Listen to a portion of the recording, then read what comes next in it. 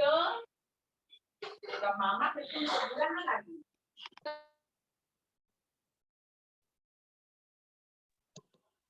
we ready to begin?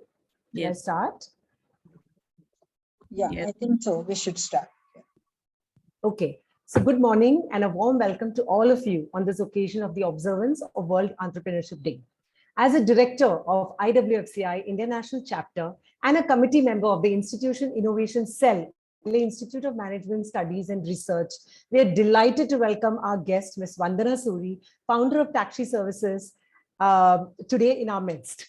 We warmly welcome Dr. Daphne Pillai, the founder president of IWFCI International Chapter, Dr. R. Chandran, the director of Pillai Institute of Management Studies and Research, our IWFCI directors, Dr. Rema, Ms. Yvette, Sir Optimus members who have joined us today, faculty members of PIMSR, IIC members, and all the students who have joined us. I know being a Sunday, it has been a special challenge, but I'm sure this 1 hour is going to enrich your lives and you'll be happy that you have not missed it. Observance of World Entrepreneurship Day is really symbolic because it brings focus to the immense potential that entrepreneurs can bring to nation building. Now, without further ado, I'll request Dr. Daphne Pillai, our president, founder president of IWFCI, to give the welcome address. But before that, a short few introduction. Of course, there's nobody who doesn't know Dr. Daphne Pillai. She's a leader who wears many hats. She's a founder president of IWFCI India chapter, creating a good platform for women entrepreneurs in India to showcase and gain visibility for their business. She's a chairperson of Mahatma Education Society's management board that runs 48 institutions in Mumbai and Navi Mumbai. She's also the founder president of the NGO Sir Optimus International Bombay Chamber that works for the welfare of women and the girl child. Today, in her role as IWFCI founder president, we are looking forward to her welcome address. Dr. Daphne Pillai, over to you. Good afternoon, everyone. IWFCI India National Chapter, registered as Forum of Women in Commerce and Industry, is committed to supporting the growth of women, offering opportunities for expansion through networking, and fostering an environment for realizing the potential of women as entrepreneurs and helping them to scale up their businesses through their network of 16 chapters worldwide. It was founded by the visionary Miss Diana Abruzzi and is headquartered in Melbourne, Australia. IWFCI has been very successful in conducting multiple events during the pandemic. And we had 3 virtual fireside chats, bringing eminent people from across the globe to speak on various topics to move forward in the post-pandemic era. The chats were later published in a book called Neo Vision, which has now become a document for policymakers and planners to plan for recovery of economic losses suffered during the pandemic. Entrepreneurship has been one big untapped area for women.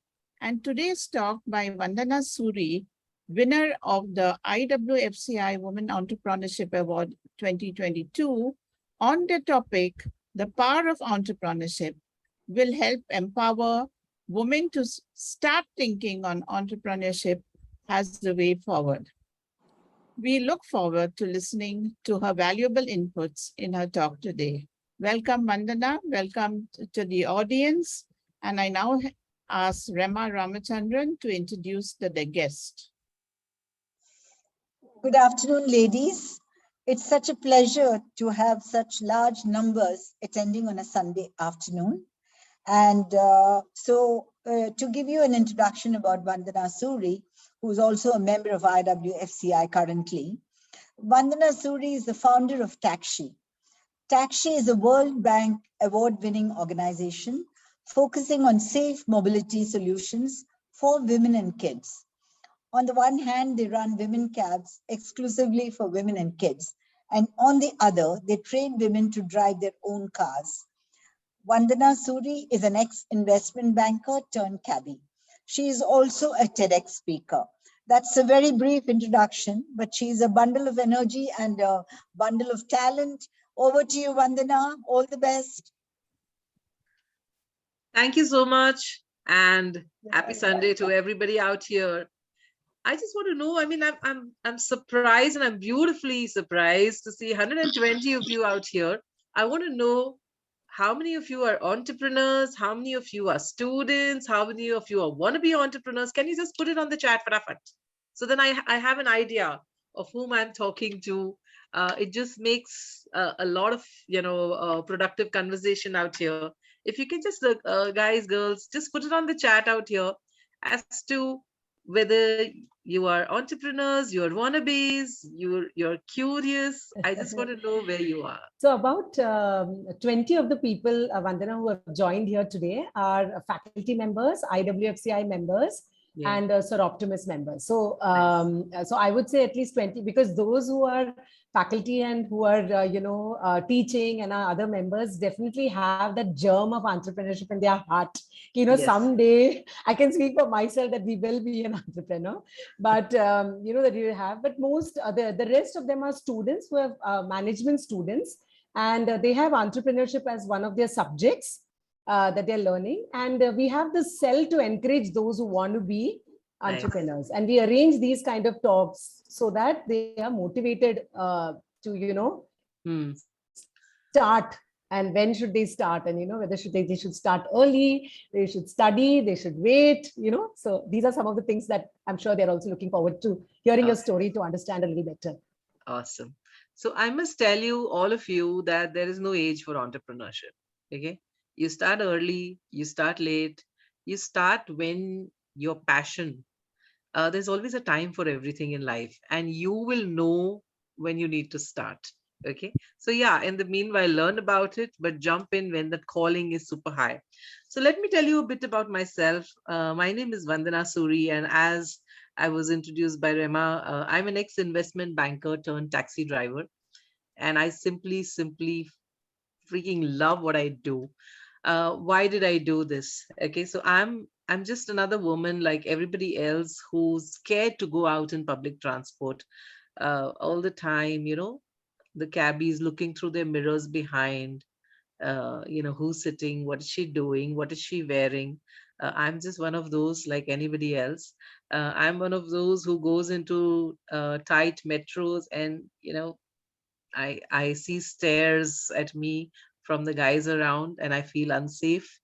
I'm just one of you all. Okay.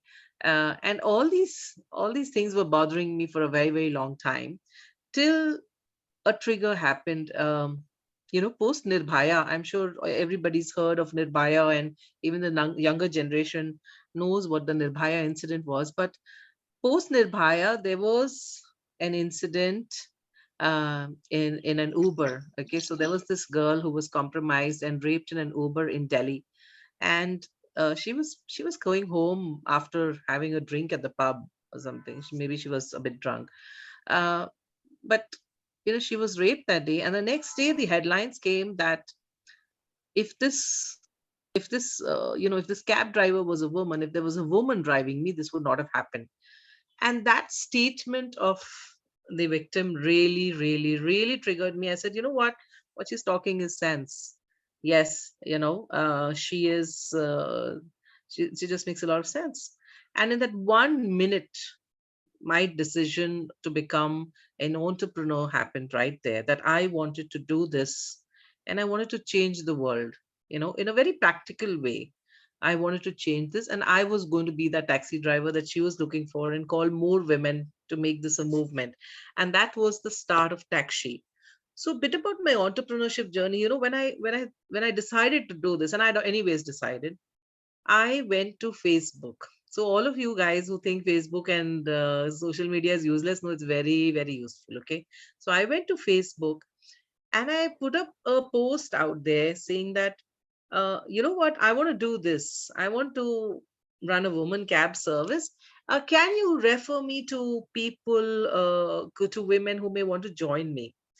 Now, interestingly, I got 3,000 calls that day. And I was hounded. I didn't have time to go to the toilet that day. It was that bad. Like, I was just tuck, tuck, tuck, tuck, tuck, tuck, handing calls out here. I wasn't getting calls about people wanting to join me, but I was getting calls. Can you please take my kids to school? Can you do this? Can you send me a cab? And I had just spoken. I had just put that was my first public post. Okay. I never put a public post in Facebook in my life. And that was the first one with with 3,000 calls coming. And then I knew, okay, I'm in business. Yeah, so there is a lot of demand. What do you need for business? You need demand, you need customers, right? So I said, wow. But where were the women drivers? Now I have so much business, but where are the drivers? Only I'm there. How many people will I serve, right? So then I said, okay, now it's high time that I have demand. That was my market check. And it was a very unplanned market check, but what the heck, it worked. And then I started searching for women to drive. Okay. So I started talking to my friends. Hey, why don't you join me? You know how to drive. You can come in. And my friends, all middle class women, they didn't want to be a taxi driver. It was too low society. Oh my God, I can't be seen in a taxi. And I don't mind driving in my own cab, but then in my own car, but I will not be seen driving in a taxi. My family will not allow. So there was a social, I would say, divide around here.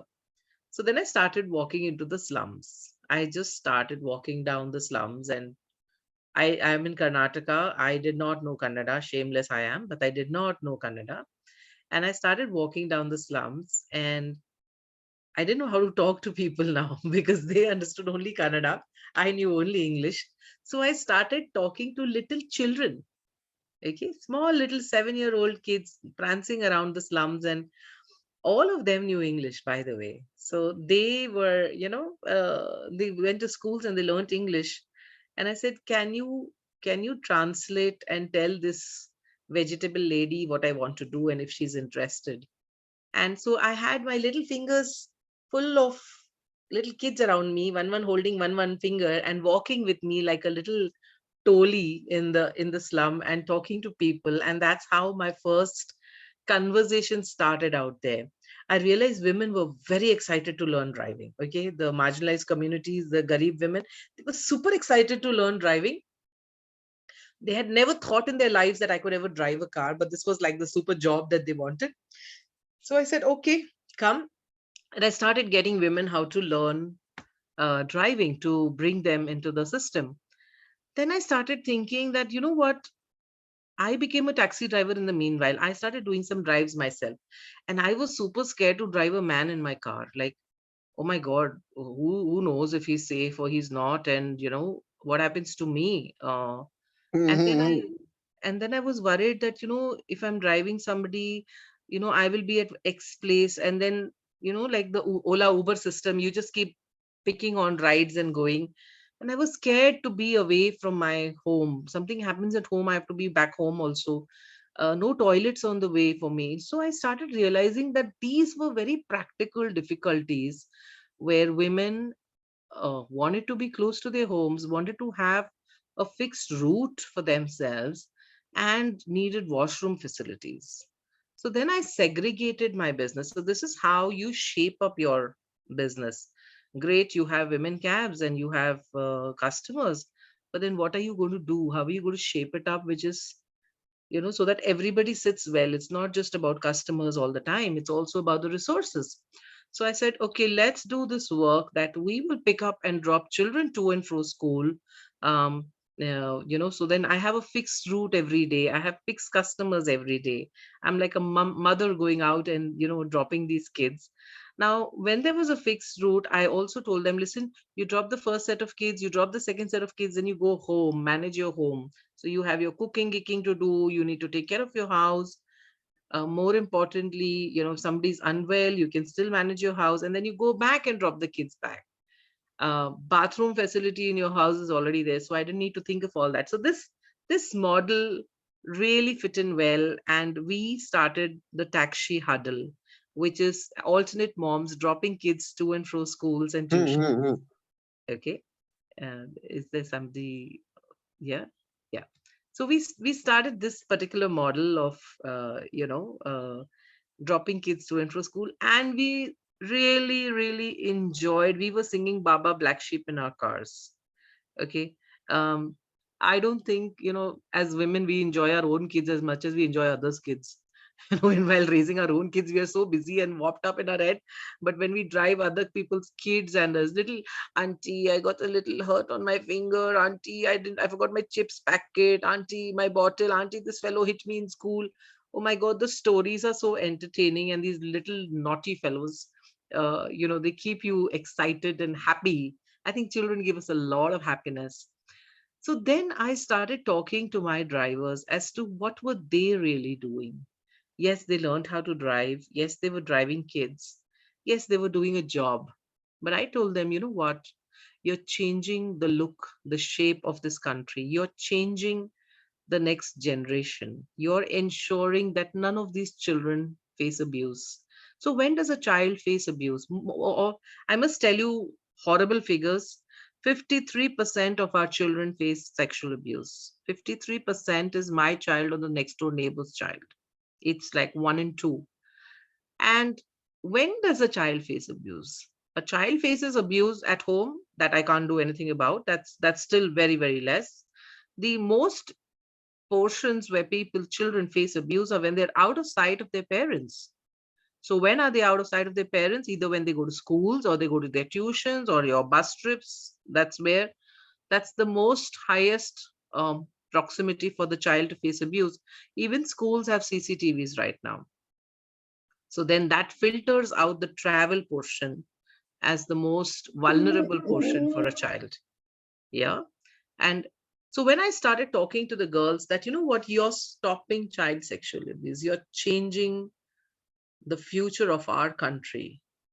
You are not just a driver out here. You are a leader out here, you know. And that's when their value in themselves really started increasing, their self-worth, their own value, that wow, I'm the hero out here. And a lot of me, and I'm inspiring more women to join here as well. So these women started spreading the word for me themselves in the slums. So the first lot that came in, they started pulling in more and more girls. And it really, you know how our freedom struggle and all has happened, right? One pull the other one pull the other one. That's how the business started taking over. So morning to evening, we drop children to and from schools. Evenings, we drop women back home from work. Okay. We don't drive women in the morning at all. I don't think they need us. We're like an oxygen mask. Who needs us more? We better be there. Yeah. So evenings, we started picking women back from work. And then we had late night airport drives. Okay. You'd be amazed to know that expats who come to India, many of them come on solo trips and all. They're so worried about their last mile connectivity. They book us 3 months in advance. So I get mails from expat clients. Hey, listen, should I should I land at 2 o'clock in the morning, or should I land at 3 in the morning? What time is your girl there? And that's how they book their flight tickets basis the last cab connectivity. So you understand how that last one small cab over there, and that big, huge flight cost and the itinerary, wherever they're coming, whether they're coming from Dubai, whether they're coming from Africa, everything gets centered around when I land, who's going to be there to pick me up, right? And then they do this 2-3 months in advance. So what I'm trying to tell you is that a simple thing like driving, it's a skill that everybody has. It started getting converted into a full-fledged business venture, to the extent that I got a World Bank award for what I was doing. And you should see my office. It's a 50 square foot office. I used to have 4 seats in my office. Now I have 1. With the pandemic, we reduced it so much. But the impact it created over 6 years was that we did 1.2 million safe drives, abuse-free drives out of this. Okay. Customers book us for the whole year around. Everything is prepaid, premium. People are waiting. We had a client wait list in February 2020. Before the pandemic, we had a client wait list of 4,500 parents. You know, there were clients who are cribbing, oh my God, one year they have waited for us, 2 years they have waited for us, that you're not giving me drives. This year, at least you take your child. So what we were actually giving to the client through these drives was peace of mind, that their children are safe and they could focus on their own work out there. So again, I'm giving you a simple resource like driving, a skill like driving, and so much impact, and of course, money coming out of it. Okay, this is what businesses do. We're talking of entrepreneurship. Now, let me tell you what happened during the pandemic. Every entrepreneur's journey. Okay, this was, we went to zero. So this huge, amazing castle of prepaid, pre-booked drives, everything went to the dust. I couldn't do work from home with cabs, right? I had to be out there to do that. So police would not allow us to do drives. I was begging them. I had 56 girls and I was begging them to give me passes to drive around for emergencies. And we got some 4 passes. How many people do I feed with that? Not possible, right? Schools were closed, airports were closed, corporates were closed, and we were doomed. So risks happen in entrepreneurship. And we were so doomed. I was so depressed. Oh my God, what do I do now? And I was paying them salaries. I literally went into severe debt, paying 56 girls salary for 8 months. My gold was on the line, my house is on the line, everything is on the line. But I was still not giving this up. I was like the dog who won't give off the bone. Okay. I had to just make this work. And but it was an extremely depressing time. And it's very difficult to tell people as well that, you know, I'm not okay. And we all, it's very difficult to express to your own family that I am kind of sinking out here. It was a very, very difficult time. But you know what? I did not want to. I in fact put up my application. I went for a job interview to Ola, by the way. I said, "There is something, I need something to survive on." But the day before I went to Ola, uh, we got a small little funding from an organization, and that was the day I met Ola and I said, I can't join you. If I had met them 2 days earlier, I would have joined them. But because that little funding came, I did not join them. The point is that when you decide to do something so impactful, then the world, the jigsaw just comes together to help you survive. Your purpose takes over beyond everything. Now, I must tell you. So again, no cabs and all, coming back to it, what do I do? At this time, this was the second phase, okay, second wave that had come in. A lot of people were at home, and you know how horrible the second wave was. There were no beds available, there were no ambulances available, and it was a disastrous time. I also lost some people in my life, and I'm sure everybody lost somebody or the other close to them. But during this time, we started getting distress calls from women who said, you know what? I have a car standing right outside my house and I can't drive. So I'm waiting for an ambulance from 3 hours. No ambulances come. I don't know if my family is going to survive or not. And I feel so helpless that I don't know how to drive. So once this is over, can you please train me how to drive? And that became a full-fledged business vertical for us. I saw the need again that, you know, uh, women can't drive, and let me train them how to drive their own cars. I wanted this helplessness to go. You know, I don't understand this thing that women can't drive. So we went straight into the bottom of this. Why were women not able to drive? Okay. The same, we had also started training our cabbies in house, and our conversations with the cabbies was that, you know what, these guys in the driving schools now, they don't believe in us. They don't believe that ladies can drive. They're telling her, hey, where you're coming from, you ladies, you can't drive, you just go. So there was a big gap in the training segment itself. So first of all, when a woman goes to learn driving, and there's the man sitting at such close proximity to her, okay, her antennas, our antennas are up, right? I mean, like our antennas are up. There's this man sitting right next to me. He's going to hold my hand when I'm going to change my gears, and that little brush of fingers and that, that little unsafe feeling that we have, right? That was what was bothering women. So are they going to look at the road, or they look at that fellow sitting next to? That was one thing. The second thing was that that fellow sitting next to them in the driving school cars had an extra clutch and a brake with him over there. Okay. So he was handling the entire car, and this lady sitting in, taking her training, thinks, okay, 10 hours I've done, I've got my license. Sorry to say, license is everything about bribing. In vocally, I'm telling you out here.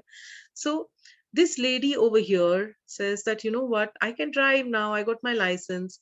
Then she goes home and she sits with the husband, and the husband, then she suddenly, her car feels very different than the training car, and boom, she presses it and she goes pataxe ahead. And that's when the husband says, no, no, I'm not giving you the car and you can't drive, right? That's how women get left out of the driving segment. A lot of women I met 4 5 times, they've gone. And in this meanwhile, when we were running the cab service, we had trained close to about 500 plus women in driving. And then we knew what is it that making them tick, the confidence, the belief in them, that that constant nudging, no, no, you can do it, no, no, you'll do it, you'll do it. And that was what was working.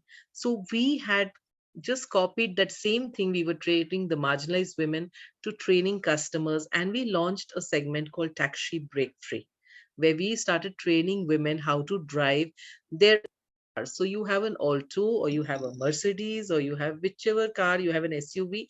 We were training them on their cars. And that became such a full-fledged vertical for us. Okay. So from my zero, it's like a seesaw. I'm here, I'm like really down, and boom, I'm back up again. I'm today back to my earlier revenues with a totally different business model that I have. Okay, it's amazing. That's how it's working out. So we started TAXSHE Break Free. We had a lot of thank yous coming from women. We were again full on waiting lists from customers. And then we said, how do I scale this up now? So Vandana Suri can do only this much, one person, 8 hours a day. I can't train more than that. That was the time we realized that so many women in the corporate segment, corporate businesses went down, jobs went off, but these women knew how to drive.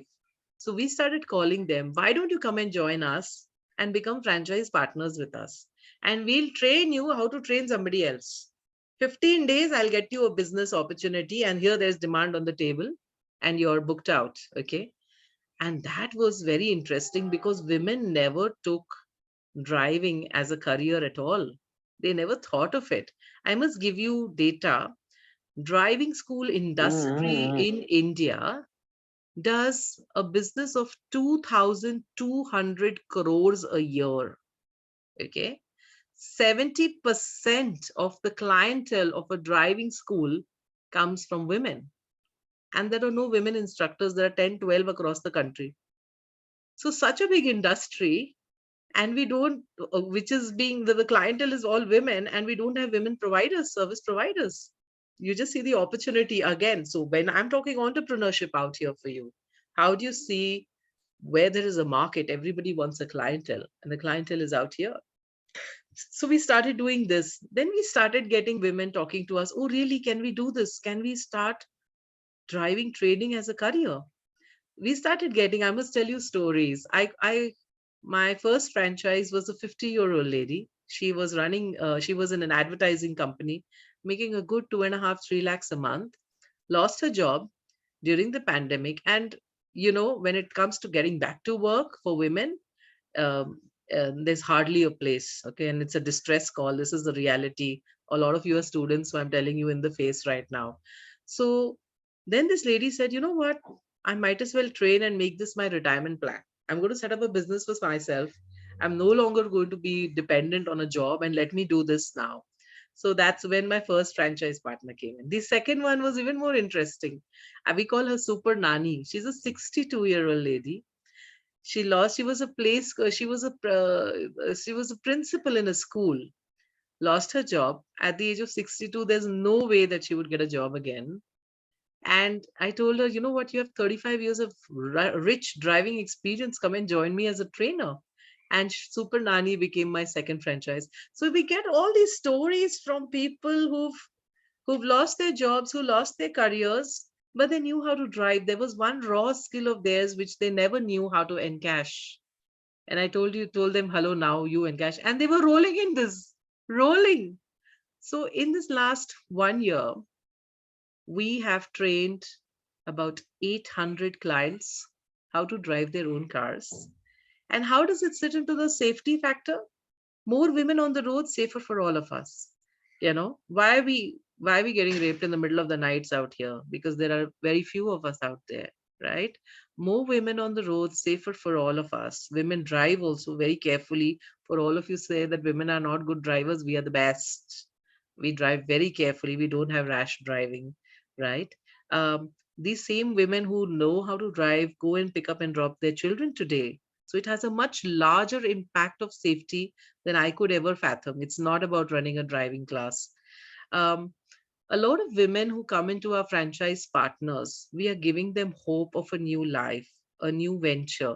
Many of them have, possibly left their careers a long time back trying to raise children. They became, stay-at-home moms, and today they are just out of the job market. They possibly don't even know how to use a laptop, but they're educated women, they're smart women, but then they've been out of touch in the markets. And this is an opportunity for them, that just because you know how to drive and you're a woman, let's convert this into a business, right?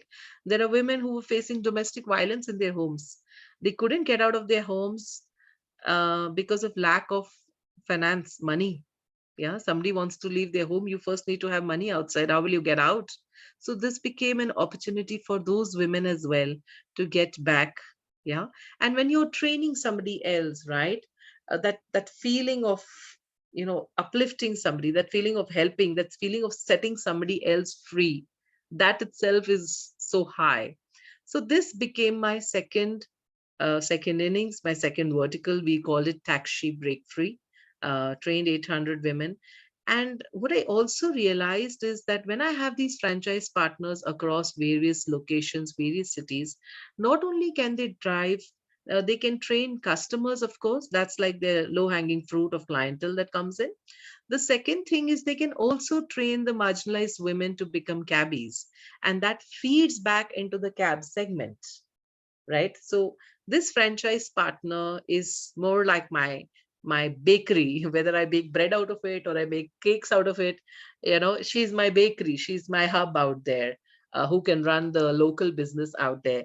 And that's how the business started increasing back from zero.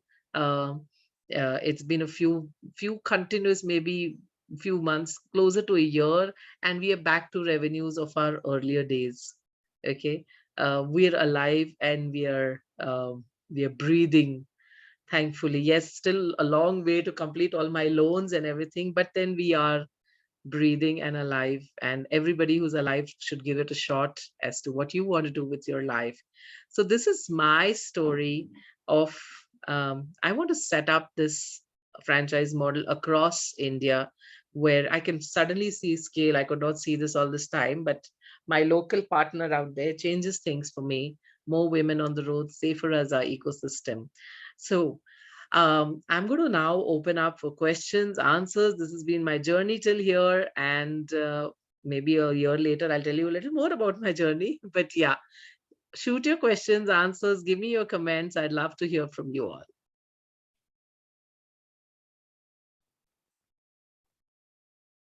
अरे सब चुप हो गए. I think Vandana, So we'll just, yeah, you've been really it's been an amazing, inspiring journey, just something that we're seeing all the time, and to find an opportunity there, is I think, I think that purpose driven, that Nirbhaya article that drove, like, that purpose, I think finding that purpose also is very important. yeah. I will request everyone to put their questions on the chat box. And while students put it on the chat box, I want to ask you that when you went to these women in the slum areas or marginalized communities, did they, like, what was their family reaction to it? Like today also they are seeing their moms driving cars, or they're seeing their, like how has it been, and has any kind of stigma been associated with it, or the families and the neighborhoods and the communities happily accepted seeing their women in this?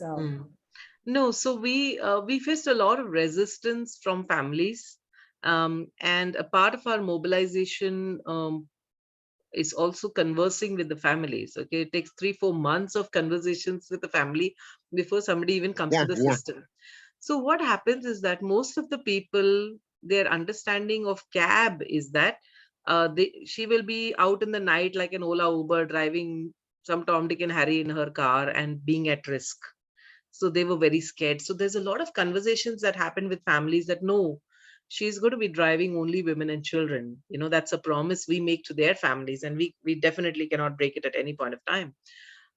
There's a lot of conversation that happens with families that her time is going to be fixed. She's going to be doing only this, no men in her car, and then slowly women started trickling in.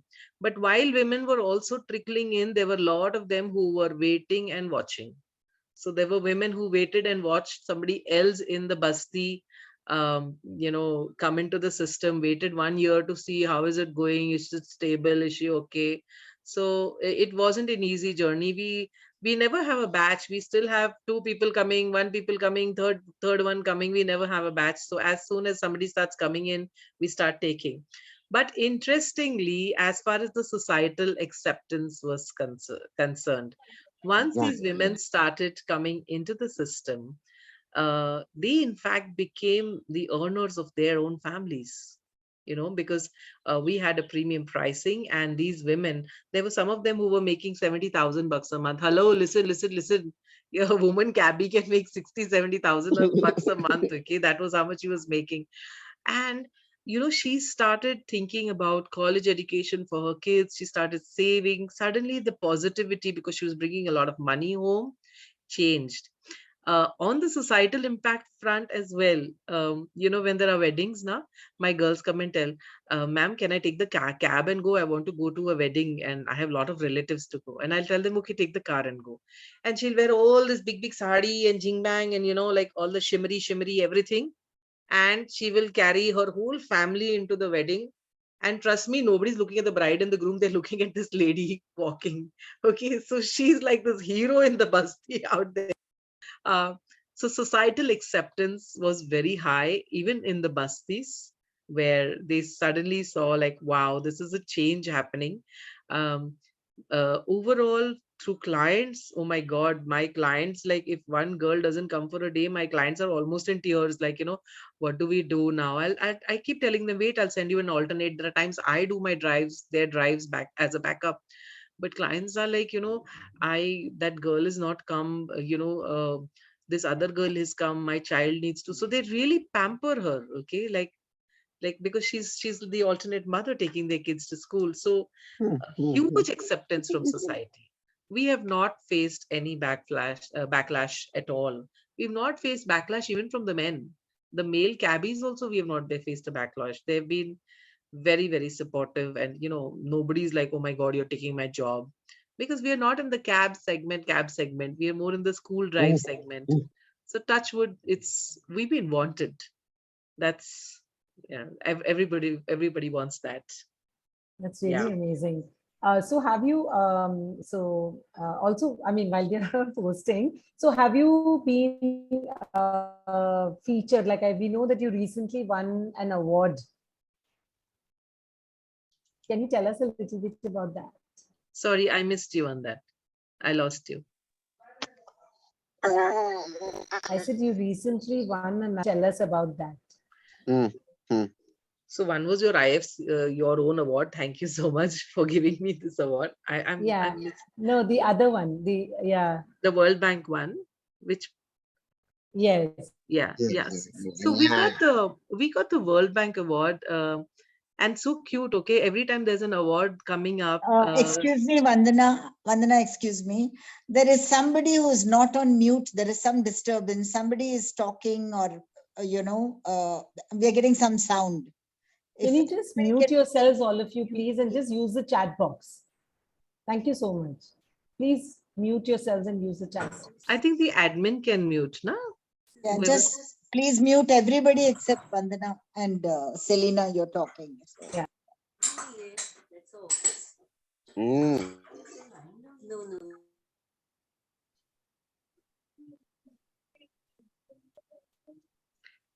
Go ahead, Vandana. Yeah. So the World Bank Award we were talking about. Now, this was a very, very interesting. So I keep getting, and well-wishers come in. Okay, like as I said, your purpose is so important that the society just joins. So people keep forwarding those links out to us to apply for awards, and we applied for the World Bank Award. Out of 188 countries, some 1,500 applications which they got. They selected me as an awardee. They invited me to Washington. And you know what? Walking into the World Bank, oh my God, I still have goosebumps. Walking into the World Bank headquarters over there was, that's where presidents and prime ministers go. And here is that I'm going over there. This little small little girl with having a 50 square foot office. I walk into there because they felt this is such a sustainable thing that we are doing. And the way we are not just creating women empowerment and jobs, we are also impacting child safety and violence against women. Talking there on the dais was like, oh God, it was like, wow, they just opened up the doors for us globally. We had the IFCI writing about us. I'm in a book of IFCI on gender segregated transport out here. And the fact that the whole world is watching you, right, for something that you've done, which you think you're very small, but then you don't realize how many people are watching you and wanting you to be successful. So it was a very, very extremely proud moment for us. There was the Harvard Institute who was there, and wow, it's been 3 years since that, but I still don't get off with that feeling of pride of representing my country into something so practical. Lovely, absolutely. No money from there, but it's a lovely trip, and it was like a nice Oscar that you get, and you like to talk about it to the world. Right. There are questions on the chat box. Yes, so please. If you can see, Purvi is asking, ma'am, what was the best feedback or review you received from the travelers booking a cab through your business? Travelers booking 2 months in advance. That was like, the request itself is coming in 2 months, 3 months in advance. That is like the biggest compliment for me. Reviews and all, you can go on Google reviews and check us out. But then the fact that somebody calls me 3 months in advance and sends me the itinerary, sends me choices, which one should I take? That itself is like the biggest award for me.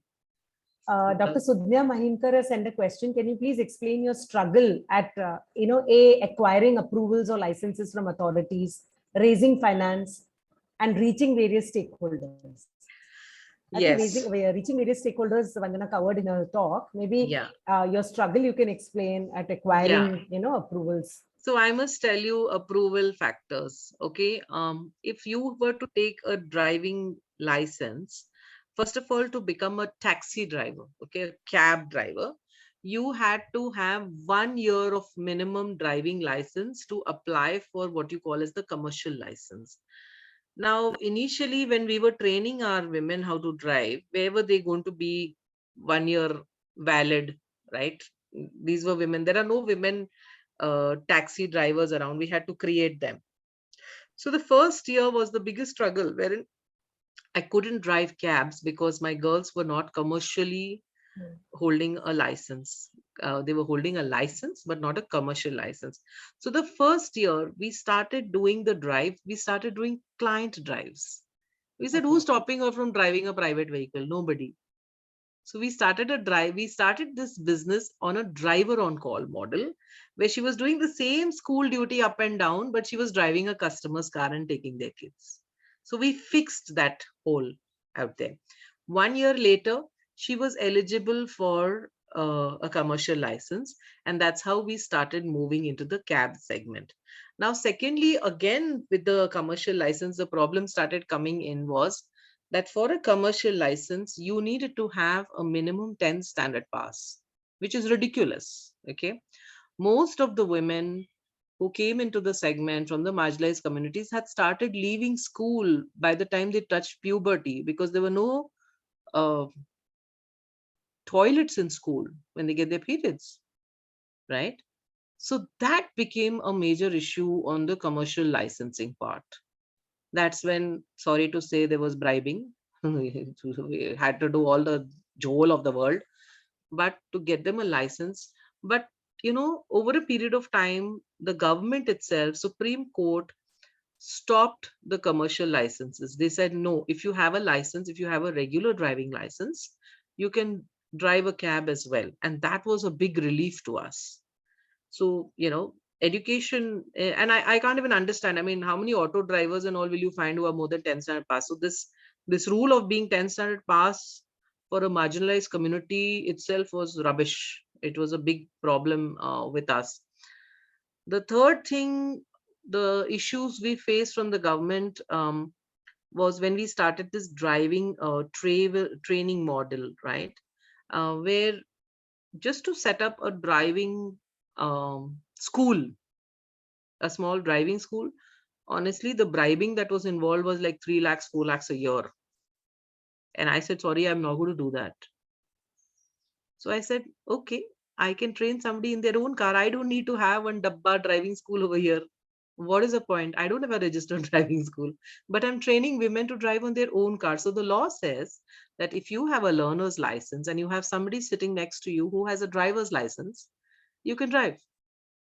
So I'm happily using that to move my business ahead. So you have to find ways around regulations, around regulators, and it is not easy, but you have to find your way out.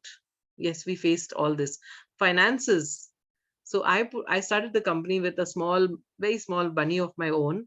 And then I had my friends and family who joined in. My friends knew I was mad enough to do this. So they were, Okay. There are two questions, actually. I can put them together. One is, in which all cities are you present today? And a student is asking whether you would like to start a service in Navi Mumbai. absolutely, I love to start. I need somebody to take up the onus and become a franchise with me and start it. Start it now. Wherever you want to go, where you want to be in Navi Mumbai, you want to be in Mumbai, I'm willing to start. Just call me and that's it. I'll be there. Okay. I need one mad woman like me to just take up this thing over there and start. Okay. So Shivani, there's your answer. Yes. Yeah. And Yeah, Iyer sir says, I personally feel that women make good managers, leaders, entrepreneurs, and at par with men folk or beyond them. I am in London and I'm seeing women working in malls, stores, restaurants, etc. They drive buses, taxis very well. It's a belief to move ahead that matters. Obstacles, challenges, and difficulties are in the mind. We just move forward and do what you feel you can do. Sir, you're right. You're a true motivator, and you're really saying what men go out and put all this on your Facebook and all. Come on, do it. Like men support out here. And we have Dr. Prem Goyal, who's an inspiration for us all in the Pillai campus. He's head of the research department at engineering. He says, very motivational talk, excellent idea, well implemented with fantastic results. Please let me know why parents prefer taxi service as compared to school bus. Yeah, because first of all, in the school buses also, it's become compulsory here. I don't know about the rest of the country, but in Karnataka, it is compulsory that if it's a school bus, there has to be a woman attendant here, because they're so scared about the way men are handling the children. That's one thing. The second thing is they want to save on time. Parents want to save on time. So a small school van with about 6, we have Maruti Ecos, which can seat 6 to 8 children. So, and what we do is we go to apartment complexes, pick up 8 kids from there, take them to school, right? So a lot of parents, firstly, is as a matter of safety, that they do not want their child to be mishandled in any way. The second thing is the time. So if you're in a school bus which has 40 kids to be dropped off, the commute along with the travel takes so long with the traffic on the road, and this cuts down on their time. So it's a win-win affair out there. Okay, and we have Namrata Saxena, who is the president of Sir Optimus International Bombay Chamber. She says, did the interventions like financial literacy, digital literacy, defense training, did Yes. these interventions also make a major part other than Yeah. driving Yeah. training? Yeah. So we train the marginalized communities in driving for about 100 hours, 4 to 5 months is what it takes them. The second thing we train them is, yes, financial literacy, self-defense, your legal laws. We train them in spoken English. We train them in GPS skills. All these actually cement her confidence. The whole game is about making her confident. So one is driving training on the roads. The second is knowing all this really makes a difference. The minute a woman comes into a job now and she knows I'm going to make 15,000 rupees, first thing the 15,000 is going to go off to some of the other loan which the husband has taken. So then we tell them first only, save this money aside. Give your family, tell them you're making only this much, keep the rest of the money aside. How are you going to save that? Put it into an RD. There are women who are sponsoring their children's college educations out of this. See, school also under RTI, you will get free school education. Who will give you free college education? And that's what women do. They save for the children's education. So all these play a very, very big role in their confidence building, big time. Yes. Sudhya ma'am has one more question. Are there any special provisions in terms of finance loan licenses for women entrepreneurs? Is there any government schemes, or did you get any benefit from that? Or? I got money from Elevate, the recent competition that went. That was after 7 years of me being in existence. But honestly, I haven't been able to crack this government loan thing yet. It's a sea. There are too many schemes available, but nobody really knows how to go about with it. It's just too much, and everything has so much bureaucracy involved. I would rather not go that way. I mean, not motivated enough to try to do also. that. Okay, because we really wanted to, because the government always announces, even for our students, there are a lot of facilities, and there are, through these institution innovation councils, they're promoting more and more student entrepreneurship as well. So we wanted to please let me also know how to do this. Yeah. I have no idea. Dr. Avinash Vaidya, who's again Institution Innovation Council, the president of the Pillai College of Engineering, he says highly motivational journey, not only for women entrepreneurs, but for all of us who wish to start entrepreneurship. Thanks for arranging, he says.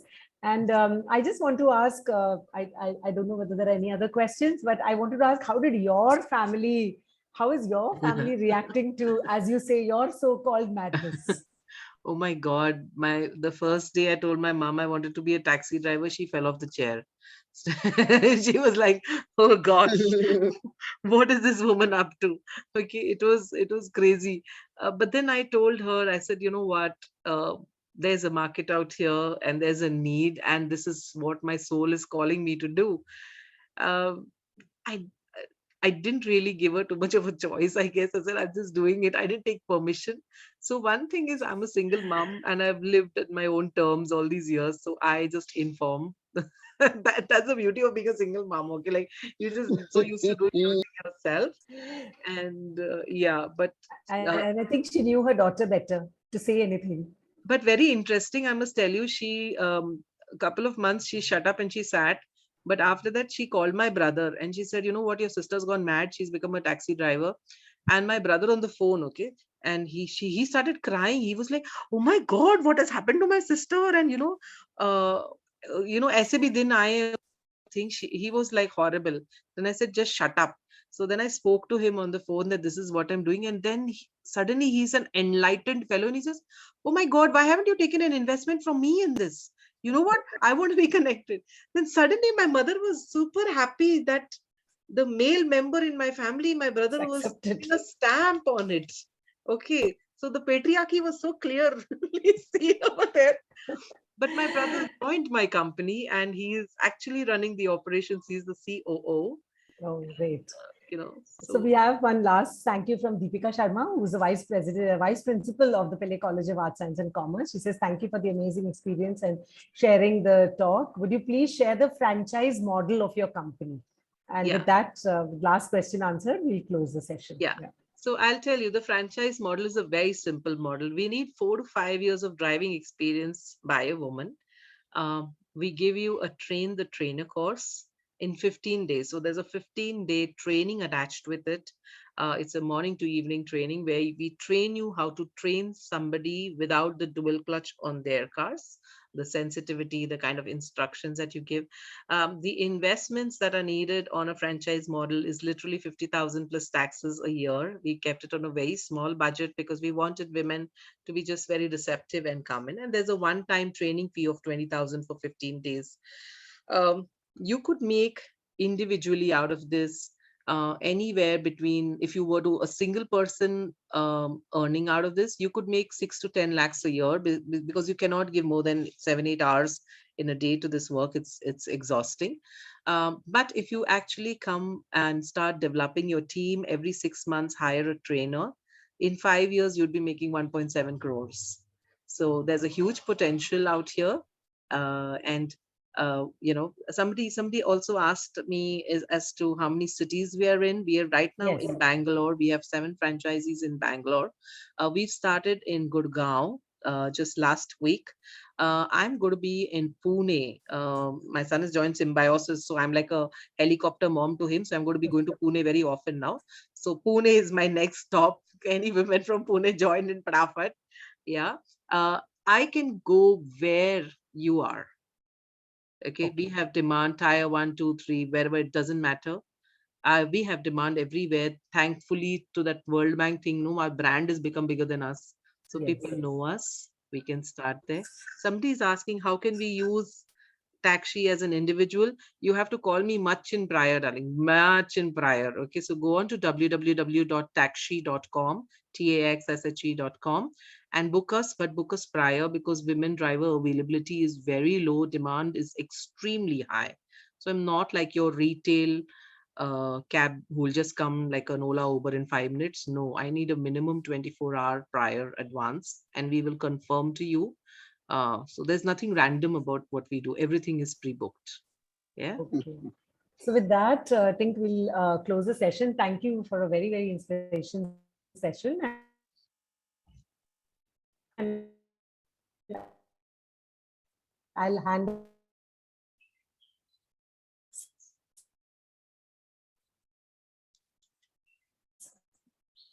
I think we lost her. No. Yeah, thank you. I think with that, we end our session. I'm extremely privileged and honored to propose the vote of thanks today.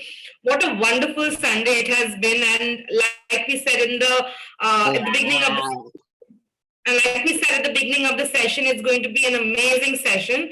So, and I'm sure it has been, and with all the questions that have come in, I'm sure everybody has super enjoyed the session.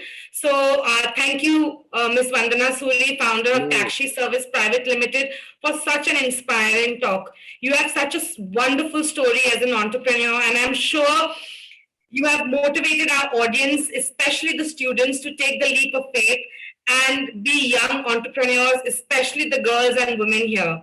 I think also what you very rightly said is that there is no age to become an entrepreneur, and that is also encouraging and motivating everybody here of any age category to take that leap of faith. I also thank all the IWFCI members for their constant support and encouragement towards every endeavor that we take. A very special thank you to Dr. Chandran and the Pillai Institute of Management Studies and Research staff members for collaborating with us on this talk on this occasion of World Entrepreneurship Day. I would also like to thank our Optimist sisters and all the students and audience who have joined us for this talk. Thank you to all the people who have worked behind the scenes on the technical aspect of this event. Thank you, everyone, and have a great Sunday. Take care and God bless. Yeah, we'll just whoever can on their put on their videos, we can take one pic. We can just, take a screenshot of all the smiling faces. Smiling Yeah. Sunday. Who's going to do that? Namita? Who's going to do Yeah, that? I'll take a print shot as well as Namita can take. So if you can just yeah, whoever wants to put on their videos, yes. Yeah. So Namita, can you take the pic? Yeah.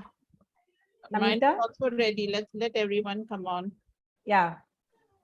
Goyal sir, Deepika ma'am, if it's possible. I think my camera. Okay, okay. So Namita, can you take the pic? Yeah, let them all come in. Let all Yeah. people. Sri Lakshmi, Nidhi, thank you. Siddesh, Shubham, Neha, can you come in? Deepika Anna. ma'am? Yeah. Okay. I think we'll take whoever is in here. Yes. Yeah. So the count of 1 I'm to 3, loving to see Namita. all the faces around here. Yeah. Thank you. Namita, go ahead. Say 1 to 3. So we'll put on our best smiles. 1, 2, 3. Yes. So thank you once again and have a wonderful Sunday. Thank you. Thank you so much, Bye-bye. Vandana. It was Vandana. really Thank you. inspiring and Yeah. very interesting. Yeah. Yes, it Thank was you. really amazing. Divya Thank ma'am you and for all, having me thank you for here. joining. Thank you for having Lata me. Menon, Our thank you. pleasure. Yeah, bye. Thank you everyone. Bye. Thank I'm you. just going to Thank end you. the call. Yeah.